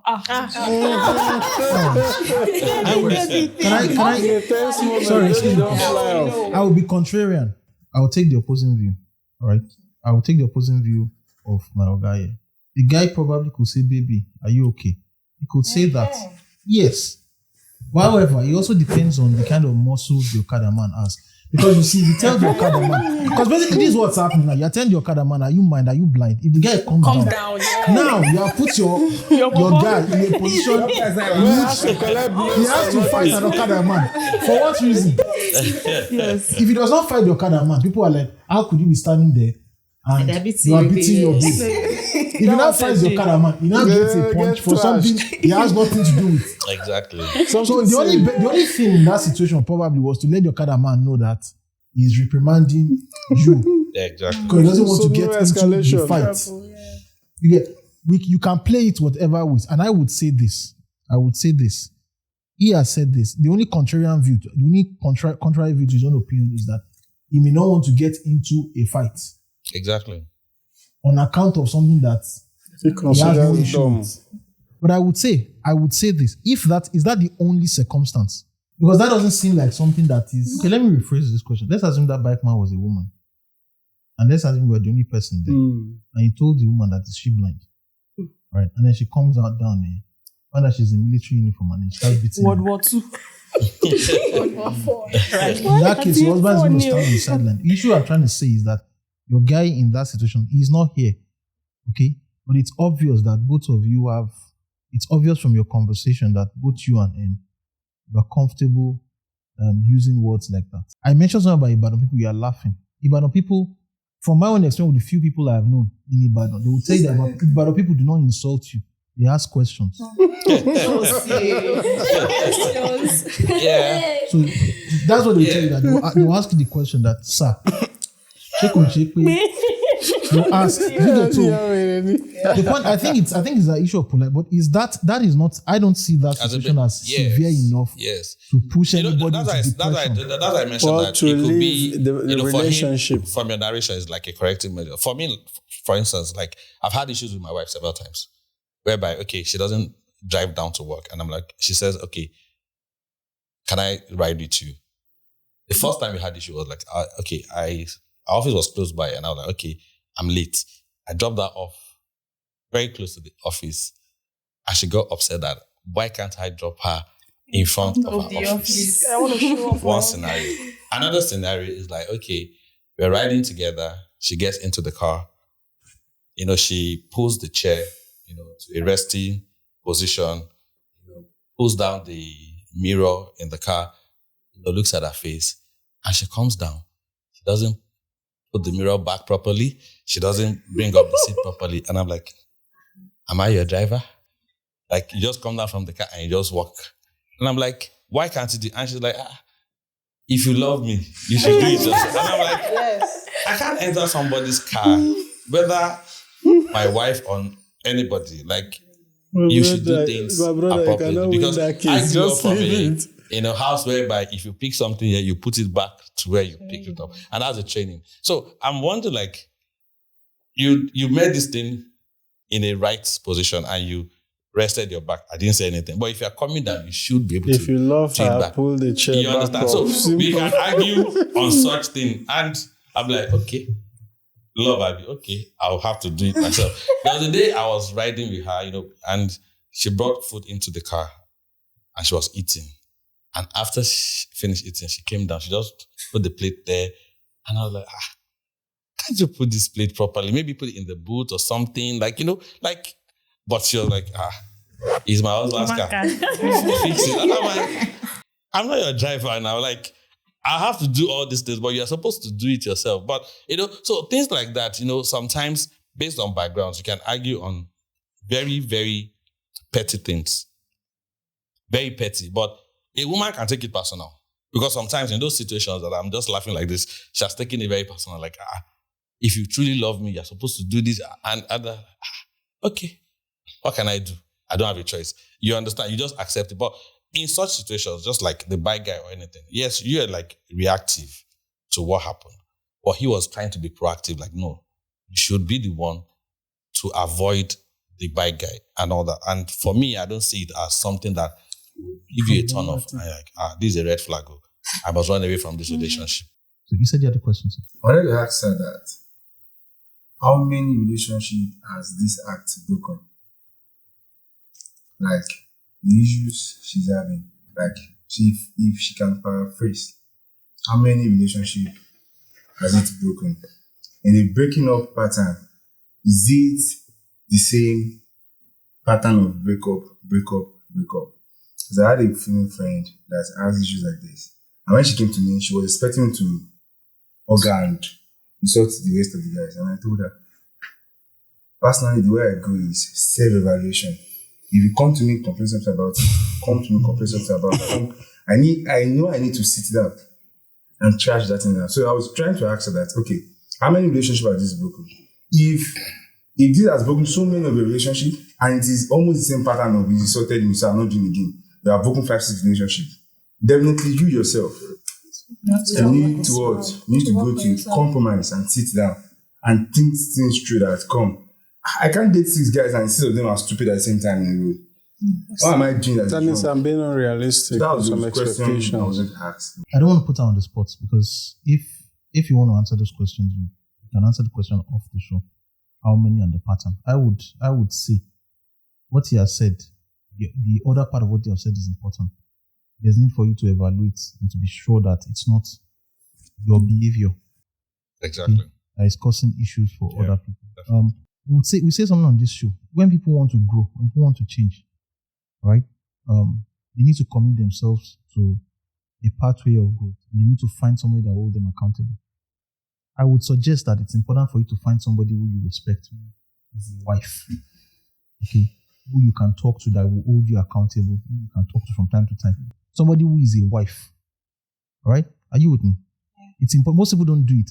If you want to become something, it's important for you to find somebody who is the best example of what you want to become and talk to that person that this is what I'm going through. How do I become a better version? Yeah. Okay, that's one. Secondly, to wrap up this part of the show, I would say this. There's something which men know. Men realize that within a split second, okay, words can turn into violence. If you are talking to a man and if two men are in the room and they are talking to each other, there's a constant assessment that can I take this guy? Okay? And so when you throw insults at a guy, you know that after that insult, you must be ready to fight. Okay? I don't know, but I've observed that I have seen women who cannot beat men, hold the men by their clothes and tell the men that you will kill me today. Okay? You won't see two men doing that except maybe in Lagos traffic, they are far apart and they're saying, I will destroy you. And even as they're saying, I will destroy you, they are running away. They are assessing the situation. Because they realize that I will destroy you. Can lead to something else, There's a story that a popular comedian said. He said there was a particular guy that wanted to fight an Igbo guy. The guy was saying, I would destroy you, I would punch you, I said the Igbo guy punched him. And next thing the guy shouted, hey, Jebang, Bahama, yes, it's not Arman. He punched you with his hand. So maybe the guy does not want to get to the point in which he will tell the black man about for something you said. So we close out that part of the show. If you need any counseling and all that, I'm sure you're very much willing to. Of course, definitely, because she needs to overcome her PTSD as well. There are other issues, and I'm sure he's holding back because it's a public forum and all that. So, one final thing: do we have question and answers? Do you have specific instances that you want specific answers to? Okay, my question is: I think I need to understand some things since we have some people that can actually throw more light to this. Okay, there is this issue. Let me say these particular things that I'm trying to figure out to see if I'm not going to be in a wrong path at the end, at the long run. So there is this person that I'm going out with for a long time now. So it comes to the okay, let me say this. I'm from a Muslim background. My dad is a Muslim, so eventually I grew up with my grandma. So we go to church right from day one. So I'm not a Muslim, so I'm a Christian. So when a marriage, when it comes to marriage, my mom was like, oh, if I'm going to get married to this person, then I told someone in my church that, oh, this person I'm dating is a Muslim. That is this kind of person that is not a conk Muslim, but then is a Muslim due to his background. So this person finally told, I don't know how my pastor get to know this. And he called me one day and said, he's not sure if I can get married to this person because he's a Muslim.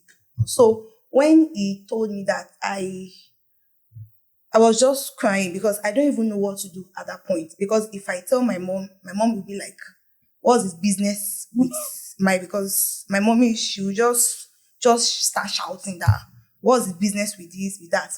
So I told my sister was like, no, it's not possible.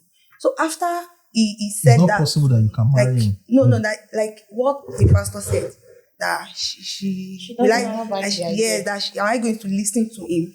And I'm like, no, now. So at a point, I was confused. I tried to be like, okay, let me be in a relationship that this person is a Christian. Let me feel if this is going to work out or not. So I found out that after being you can't just touch me anyhow. That will not be like talk. I'll talk. So I tried to be submissive, not to talk, So I realized that after 1 week, 2 weeks, this person stopped calling me. We might be friends. It does not even work out. I don't understand what you just said now. After him saying that, oh, I cannot date this person because he's a Muslim. So I tried to inform my sister. My sister was like, is he the pastor that is going to stay in the relationship with me? After how many years relationship, what am I going to tell this person that, how many years? 6 years. Wow. So okay. That what am I going to tell this person that causes the fight or something? So I'll be like, okay, let me try to give other guys a chance to see if there is something I'm not seeing that he is saying. Okay. I try to let's start relationship with this person. Let me say just 2 weeks to the relationship, was just saying things that I can't even hold back to. What kind of things? Just be like, you have to come to my place, cook, we should just have sex. And I'm like, okay, so he was asking you that, when are you coming to see me? Yes, to just have sex. There are some things that even the other guy does not do. Wait, so let me get you. So you're saying that you're dating. So to summarize your story, because you're using a lot of womanese. But let me just summarize your story. You dated a Muslim for 6 years. Your dad is a Muslim. Your grandparents or the people you stayed with are Christians. You've gone to a church. You spoke to a pastor. Your pastor told you cannot marry a Muslim, can't work. So he said that, let me try marrying a Christian. Now the Christian guy you are trying to date within 2 weeks wants you to come over to his place to have sex. The relationship is not even working at all. Did he ask you to be his girlfriend? No. We are dating. We are still dating. You didn't answer my question. Did he ask you to be his girlfriend? Yes. And then, okay, so you agreed to be his girlfriend. And then the new guy now wants you to come and spend the night. Yeah. And you know that when you come and spend the night, you'll collect something. Normal. Now the old guy you are not giving the old guy something. No. He was, wow, he's a nice guy. So are you with the Christian guy now, or back to the Muslim guy? It's the Muslim guy I'm with because I'm not. That means basically you didn't cut off the Muslim guy. No, he just kept him on. She just went down low. She just went down low. He's saying that I'm not saying. Oh my God. Because to him, he's painting the religion as is not good for me to go into the relationship. Why? It's a Muslim. Yes. Okay, you are testing. So you didn't consider that your dad is a Muslim? No. From your own angle. From your own angle. My own angle, I consider that, my dad is a Muslim. And to me, I don't even care if it's religion. Maybe there should be a religion barrier. I didn't care that. I think it's a simple situation. I don't think it's something very difficult. You feel very comfortable with the Muslim guy. You've dated him for 6 years. At least you've seen, you know his ups and his highs. You know everything, ups and lows and all that. You know everything about him, at least to an extent. At least you can say that you know this Muslim guy, like you understudied him, and you can say this is him for like maybe 70-75%. True or false? Yeah, it's true. Okay, so fantastic. So if you have that, if a pastor now tells you that you can't get married to him, I don't think you need to listen to your pastor. There's no spiritual issues around it. You just need to be with your guy. And the only thing I would advise you to do is basically sit down with your Muslim boyfriend and ask some basic questions. What religion is our children going to practice? Mm-hmm. Are they going to go to a mosque, or they're going to follow me to church? Those are basic questions you just want to find out from. You understand? And if you're able to balance that religion aspect, because that is the contention. His parents might say, your kids are not coming to what do you call it? The Quranic school. Arabic school. They're not coming. I didn't see them in mosque yesterday. Those might be the questions from the guy's parent. But if you say that your boyfriend is somebody that he's not too conk with, the Muslim but thing, he might say he's not conk. But when it gets to marriage and you have kids, he might tell you that I want my boy to be a Muslim scholar. It might be like that. So it is left for you to be, flexible enough. You must not be able to turn it to an issue, because I know a lot of Muslim fathers, they might not bother about the girl. You see that son, they might want him to have a Muslim name and also go to, mosque with them, like this is my son, and all that. I think they always love it like that way. So if you have to be the one to accept a lot of things and be very flexible, that you're not going to be contentious with him about they must follow me to church. Not that they can't go to church.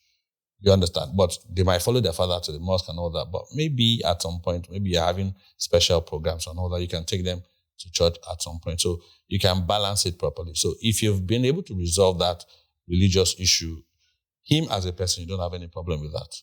So it's just the issue of, if you get married, what happens to my kids? For you as an individual, if he has accepted that you're going to church, you go to church. But in the long run, this is where a lot of women make mistakes. You shouldn't be too churchy. Mm-hmm. Today night vigil, tomorrow program, next tomorrow program, it will cause issues. He wants to eat, you're not back from the church. Tomorrow, Bible study. So you must not be too churchy. You can go to your church services, Sundays, once in a while programs, and you need to respect and inform him well ahead. My dear, I told you that next week there's this program, but it won't take long, just for like an hour, you're back. You just have to manage your home properly when eventually you get married. So if you're able to deal with that church thing, not that he's sleeping at his resting period, you're now kabashing inside the room and praying and doing all that. You have to manage all of those things. If you're able to deal with those parts, I don't think you guys are going to have any issues. Does anybody have any contrarian view? Do you have any contrarian view? He has spoken to you from the perspective of managing relationship interactions. Does anybody have contrarian view? Nobody. Do you have any contrary view to what you said? Okay, I have a contrary view. And the good thing about being in this place is that you get to listen to advice from two perspectives. So I have a contrary view and I have a story. Or rather, I have a set of stories. All right? The first view is this. Is your mother a Muslim? Your mom is a Christian. When she got married to your father was a Muslim. Yes. And your father allowed your mom. She never changed. She never changed. And then your mom, and as a result, you were raised a Christian. So now, from your perspective, you have seen an interreligious marriage work out. you. And that made it comfortable for you to date somebody like your father. You understand me? I'm showing you that you are basically you dated someone like your dad who goes to the mosque and all that because you see that in your dad and your mom still went to church. Have I summarized your situation? Yes. Okay, so now this is the contrarian view. What church do you attend? What particular church do you attend? The Latter House Christian Center. Latter Rain or Latter House? Latter House. Christian Center. I will tell you because I have been of both faiths. Okay, you see what you are narrating. Exactly, my mother found herself in that situation. And I will tell you how it played out in my own case. There's no guarantee that it will play out in your case. Of course. But I'll tell you the things you would have to factor in. So we'll start with religion. And this is a bone of contention. What I want to say is controversial. Right? And I have a feeling that both Muslims and Christians will find what I want to say controversial. I usually don't like getting into religious discourses. But we have to get into it because it gets to the root of what you're debating. The people who are true Muslims and people who are true Christians, all right, you have to accept one of the two faiths. Do you understand me? Because the Christian faith is exclusive. It tells you that Jesus Christ is the way, the truth, and the life. Nobody only way goes to the Father except through Him. Right? The Muslim faith tells you that you must submit to the will of Allah. There is no other person. There's nobody on earth. There is nobody on earth worthy of worship. When Jesus was on earth, the guy accepted people to worship Him. So you have to, you understand? Muslims do not believe Jesus is God. Christians believe that Jesus is God. He's the Son of God and is equal to God. You see where the problem is? Yes. Now, at the end of the day, Muslims believe there is a paradise you are going to. Christians believe that there is no way you will get to heaven except through Christ. Believe in the death and resurrection. So you have two faiths that are exclusive. And that means that if you truly believe your faith, and if your boyfriend truly believes his faith, at some point in time we are going to have debates about theology. We are going to have a debate about eternal destination. So you have to think about that, how you are going to handle that. The pastor is not telling you that you can marry the person. Nobody can stop you from really marrying anybody. But the pastor is looking at, when you have those theological arguments, whose faith is going to supersede. So I'll tell you what happened in my parents' case. My grandfather from both sides were Muslims. My mother, okay, was born a Muslim, was raised in a Christian household, right? When it was time to marry, she married somebody just like her father. We've tried all the religions. You understand? And she married someone like her father. My father was a Muslim. I was born a Muslim. I was given Muslim names. I went to Lekeo. And at some point, she started going to church because she felt that she was having some problems. And she felt that the Christian way was going to give her help with those problems. I going to church, got converted, and then at some particular point in time, my father also got converted. Okay? So I also became a Christian, but I still have a Muslim name. You understand me? But this is the problem. The thing caused a rift at some point in the families. Because the family saw that you took our son away. I made him a Christian. And it was a rift that was there for a long time. Do you understand me? They've been able to manage it and all that. It's not as bad as most families because it's a Yoruba family, so it's not the kind of which would disown you as a son. But there was that bit of rift there. And I grew up hearing about it. Are you with me? I didn't have, at some particular point in time, the children did not have relationship with some of people the way they would have had if we all were in the same faith. So those are things you have to think of. There's no guarantee that you will convert your husband. If you are thinking you're going to marry your boyfriend and convert him, there's no guarantee you. Because if your mom could not convert your dad, there's a good chance you may not convert. And then if you now give birth to all sons and all your sons are Muslims and they refuse to convert, then I hope you will not have a problem with that. Yeah. You get, as a true Christian and as a true Muslim, you believe that you are going to different destinations. And if the two of you, And those things are grounds for battles. Do you get what I mean? So that's where your pastor is coming from. What he has said is essential. You have to choose your path. If you speak to me, probably with the background experience that I have seen, I cannot travel back in time and tell my mother not to make the decision she made. Because if I tell her not to make that decision, I wouldn't be here. You get? But there were consequences for that decision. Are you with me? So, and that's it. So you have to weigh it carefully. If your husband decides that you must convert to Islam tomorrow, after you're married, what would you do? Okay? If your sons will not follow you to the church, and I'm talking to if he was here, I'll tell him the same thing too.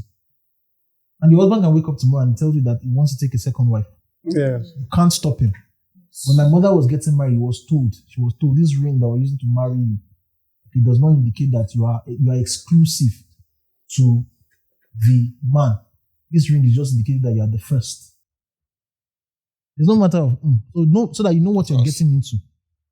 We've seen lots of people who they get married, but it's important the role. So in regards to what he has said, marriage is, if you go by the Christian faith, marriage is an earthly institution in the sense that when you die, your marriage is dissolved. If you date someone right now and the person dies, then you are free to marry anybody else. But in Christian faith, once you are married, you should not leave. You understand what I mean? It's an earthly institution. And it means that your husband has to play the role of a provider. You can marry a Christian man who is not a provider and you will still eat it. You can marry a Muslim man who will provide and you will have bliss on earth. But that conversation about eternal destination, you guys have to settle it.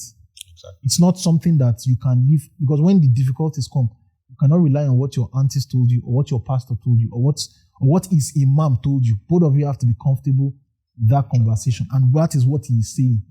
I'm sorry for going on and on, but I have personal experience in this particular issue. And that's why I had to offer a contrarian view. For this podcast, we're not delving into religion because we feel that the conversation about religion are best left to you to decide. Exactly. We're talking about conversations about how people can live lives that are productive on earth, in which long term they'll be grateful and they'll be satisfied with the outcomes of decisions they made. And have you seen the flip side? People who thought it was going to work and it didn't work out. Yeah, definitely. Because for you to mention that churchy issue, I was... Yeah, of course. I've seen situations whereby, at the beginning, the guy looks so sweet, like he's not really bothered about religion.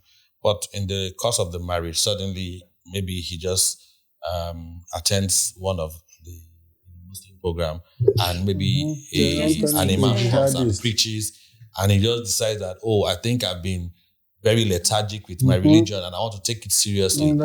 You understand, and you realize that the wife cooks and is saying the food is unholy because she didn't wash her hand properly and all that. And those were things that they were not really bothered about many years back. The wife could dress not like decently, but not with all covering every part. And suddenly begins to change and complains about every other thing, and it becomes very unbearable for the wife, and they begin to have issues. So sometimes, and that's what I talked about evolving. People evolve over time. Just one experience can just change your mindset, and you come back home and you begin to change. Or maybe he meets a friend, and a friend analyzes the Islamic way of life, and he's like, "Wow, I think I've been missing out. I should do this more." And so, I've seen that a marriage like that, and it really cost a whole lot. It cost a whole lot that at a point the wife was about leaving, but everybody tried to rally around the wife, appeal to the husband. But in the long run, the wife had to change her ways of doing things and had to abide with the new rules and regulations in the house for peace to reign. I'll give an example. There was a particular, I had to take delivery of someone years ago. And when it was time to take delivery, the husband came in and said that he has to give something to his wife. And his baby is not coming out. Like, Baba, gives what? Say, let us see what you are bringing. Okay, before you give anything to your wife, you yourself take a bit of it, so that it's not as if you kill the woman and poison whatever. And then he opened his hand and it was okra, grated okra inside the nylon. And so he poured half in his mouth, said that it's just coming from his baba.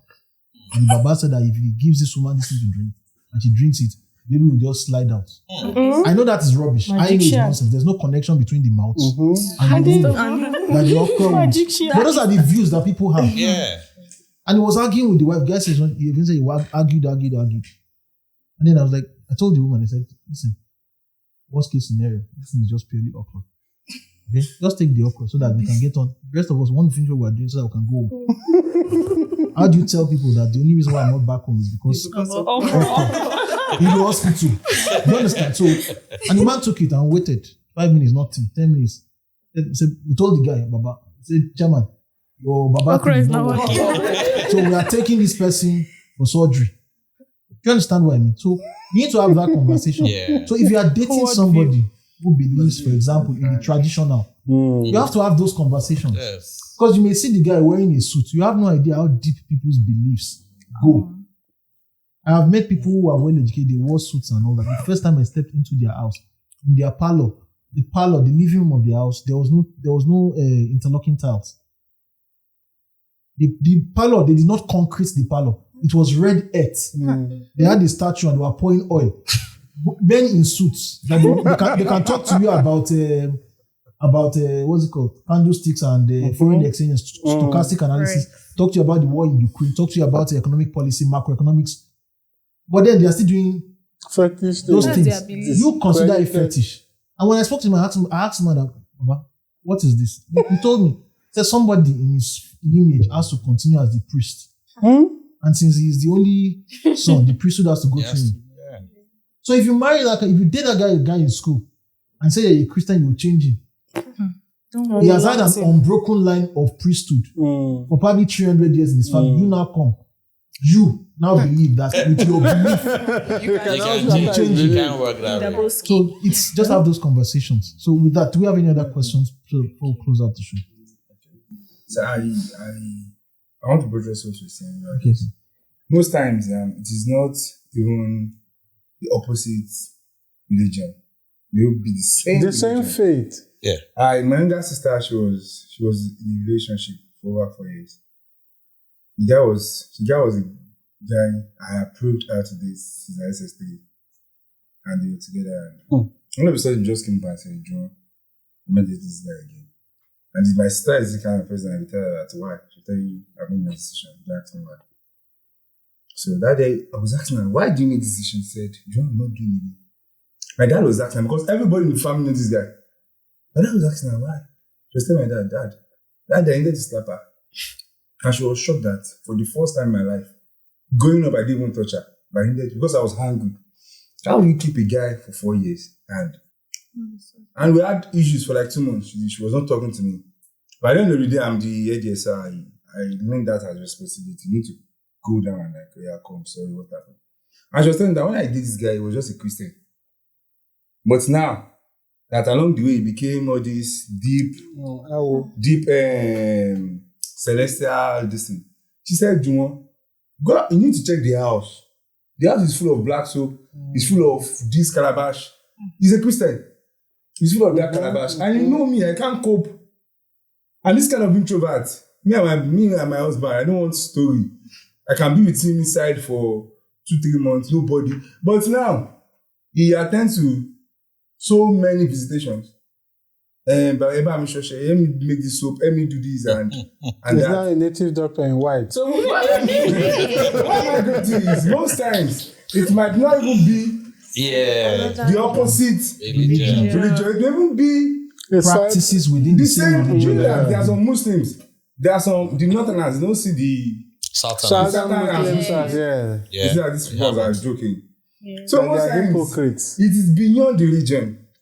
What our advice is, we need to actually understand this person you're actually with. Yeah, definitely. There are some these opponent, our partner. That I know, okay, this girl, she's a girl that stands her word. This guy I know him very well. If he say this, he's standing by this word. Make, like what you said, make a clarification before things start. This girl was telling me that she said she can never get married. Their problem started from religion. The dad was a Muslim, the mom was a Christian. And from the beginning of the marriage, it was all that I said the dad is taking that religious stuff serious. Serious. But when they go into the marriage, they were telling the man that the husband was not doing well to the family again, to the extended family. Why? Because the Christian wife has bewitched him, and they took him to sports. Their first spoke to his head, and he had to come back home with his yes, I'm the man of this house. and there was, in fact, there was a scenario that the girl said they went to their father prayed for her, and their father was telling her that, young lady, I see your future. It's a very bright future. But before you can accomplish all these things in life, you must marry my son. Yes. Muslim gathering. And the girl said, when the father came, the father said that father doesn't joke with his words. And she believes everything he said. So go and marry her. Come on, 2-3 months. She was my student. Come on, 2-3 months. You have issues. I needed to just advise the girl, counsel her, that come, this problem your mom and your dad is having. In fact, the only solution is you yourself. I tell her things to do, how to go about it. Go and meet your dad personally. You know where your mom is. Explain things to your dad. That dad, I'm not saying I'm not marrying anybody you want to marry, but I'm still young. I'm just writing jam.